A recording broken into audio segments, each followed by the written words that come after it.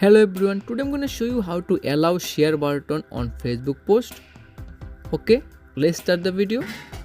Now first open your Facebook app, tap on three-line menu,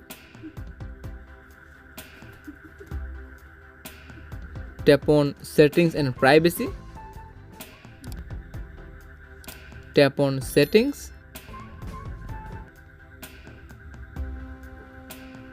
scroll down, find profile and tagging, tap on profile and tagging, and finally turn on allow others to share your post to their stories.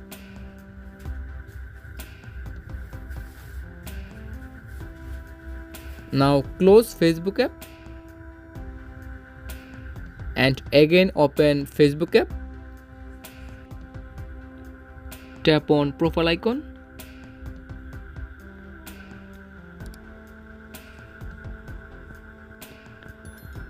And finally allow share button on Facebook post. Thank you so much.